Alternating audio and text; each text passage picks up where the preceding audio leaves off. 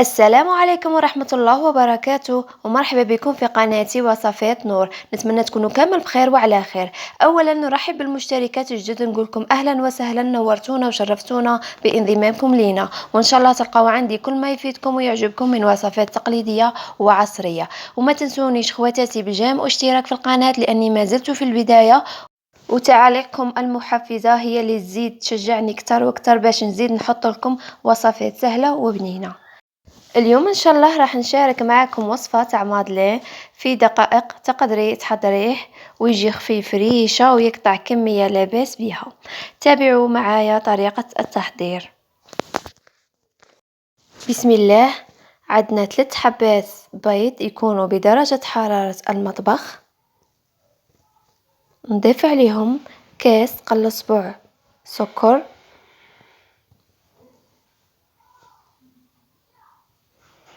نضيف عليهم رشة ملح،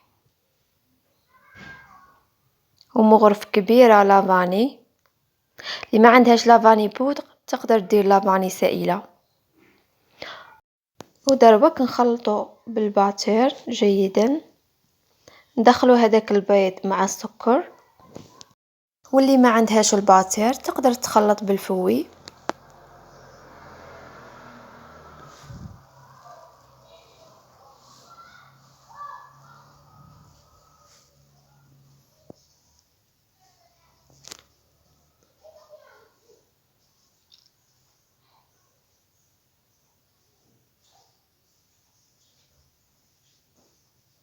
هنا خواتاتي لازم تخلطوه مليح مليح حتى يتضاعف حجم الخليط كما راكم تشوفوا، ويرجع لونه ابيض وكريمي. هنا غادي نضيف الزيت غير بشويه، يعني تدريجيا. عندي كاس قل صبع زيت كما راكم تشوفوا. هنا كما راكم تلاحظوا، شوفوا الخليط بدا يتقل معايا، يعني ولا كريمي.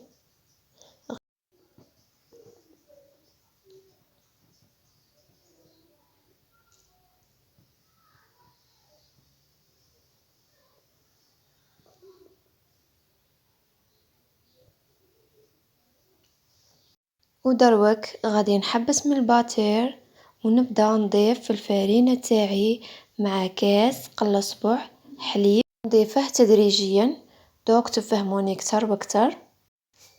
غادي نضيف 4 مغارف فرينه،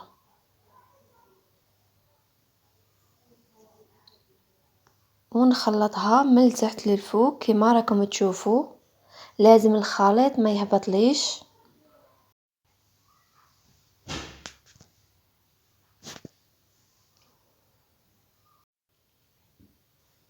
ونضيف شويه حليب ونخلط. هنا خواتاتي الفرينه والحليب درتهم على 3 دفعات. دروك غادي نضيف 3 مغارف فرينه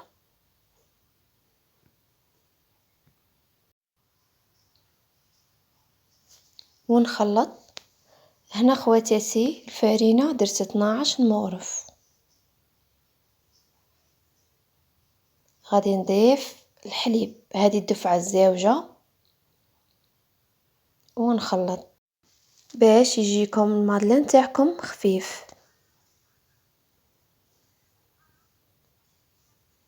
ودروك الدفعه الثالثه وهي الاخيره غادي نضيف 5 مغارف فرينه مع كيس خميره الحلوى.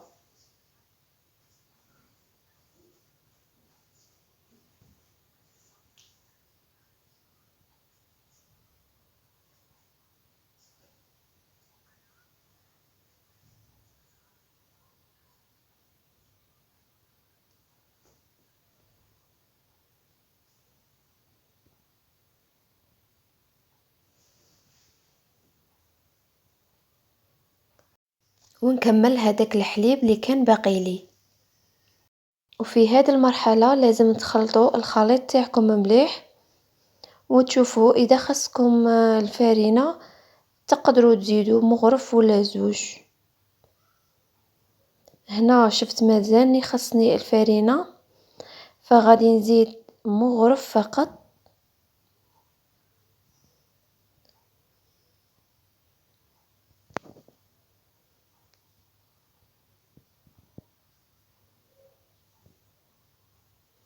هنا خواتاتي بغيت نوريكم كيفاش لازم يكون الخليط. ودروك نروحو نفرغو لي مادلين تاوعنا. انا هنا عندي هذا المول سبيسيال للمادلين، واللي عندها تاني بلاط تقدر ديره.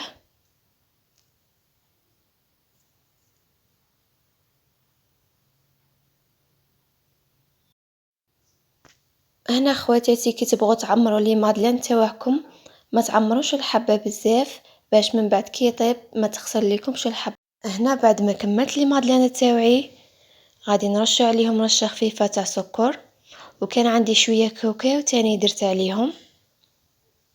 غادي ندخله يطيب على درجه الحراره 180. ديجا كنت مشعله الفرن من قبل، ونولي معكم. هذه النتيجه النهائيه خواتاتي للمادلين تاعنا. شوفوا الله يبارك كيفاش جاني طالع وخفيف. دوك نقسم معكم حبه وتشوفوا بعينيكم.